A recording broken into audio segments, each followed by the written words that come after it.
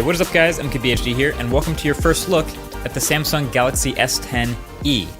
We don't know what the E stands for yet, so I'm just gonna go with economy. So there is a video up already at the same exact time on the new Galaxy S10 and S10 Plus, the flagships of the lineup, so the link's here to watch it, or it'll be the first link below.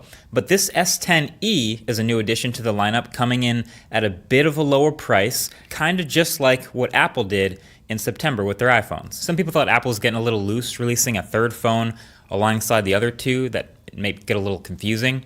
But then again, Samsung already makes like 10,000 phones, so I guess we shouldn't be surprised by this duplication of strategy. So if the Galaxy S10 and S10 Plus are perfect matches alongside the iPhone XS and XS Max, which they kind of are, then this Galaxy S10e is a perfect parallel to the iPhone XR. And that's starting with the price. It is $750, just like the XR, which is definitely, again, not budget by any means, but it is lower than the other flagship phones it's launching with. So with that, where are you saving your money? Well, the form factor of the S10e is super similar to the regular S10, as you can see, but it cuts some corners, literally, to save price.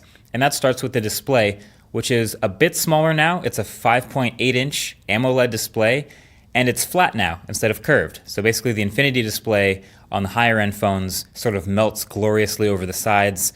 The S10e has a flat screen, meaning it goes mostly edge to edge, but it's a little less dramatic. Matter of fact, it's similar to the iPhone XR in that the bezels all the way around are just a little bit thicker, just a slightly taller chin, slightly cut in side bezels. It's not problematic at all. In fact, I think most people would hardly notice, but it's just people like me who are pixel peeping that are gonna see that. But it's still an over 90% screen to body ratio. And also, just so I don't forget to say it, the display on this S10e, while it is slightly lesser than the two higher end brothers, it's still way better than the display Apple put in the iPhone XR. This was an LCD, this was a much lower resolution.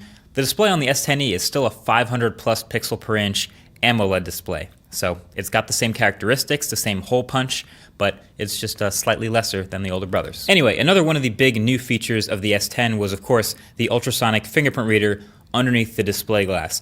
That's pretty high-end, expensive tech. S10e doesn't have that. Instead, it actually uses a traditional fingerprint reader, and it's in the power button on the right-hand side. This is probably the best backup location to put it in. I usually prefer on the back of phones just because that's where my finger naturally rests. But the power button is also great because you're often pressing that button anyway, and your finger usually rests there too. So then the last major trade-off of the Galaxy S10e is, just like the iPhone XR, removing one of the cameras. So the bigger brother has an extra camera. The Galaxy S10 just got triple cameras, which means the Galaxy S10e now has dual cameras. So it shares the same high-end dual aperture primary camera, and it also keeps the ultra wide, so it doesn't have the telephoto camera anymore, which I think is great because most people rarely intentionally use the telephoto camera anyway. And then on paper with the specs, they even did what Apple did with the SoC and the RAM. iPhone XR had the same chip, but a little bit less RAM. So here comes Galaxy S10e. It has also the same Snapdragon 855 like its brothers, but it starts with 6 gigs of RAM instead of 8. But again, you can upgrade to get a version with more RAM and more storage if you want to spend a little bit more.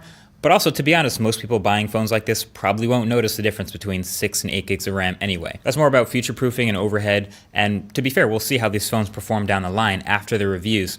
This phone also has IP68 certification. This phone also has expandable storage, just not missing those things. But also note, because the phone's a little bit smaller, the battery is also a bit smaller, so it's a 3,100 milliamp hour battery in the S10e, which is still bigger than the battery of last year's Galaxy S9. So overall, Galaxy S10e appears to be a pretty great phone that costs just a bit less than Samsung's other new phones. The sacrifices come in the three main areas of display, fingerprint, and cameras, but they're still pretty good at all those areas. So similar to the iPhone XR first impression, it feels like this is gonna be the phone of the new ones that most people should get to save that $150. But you can let me know what you think. Would you spend the extra money on the super fancy display and the fingerprint reader and the extra camera, or would you save that money?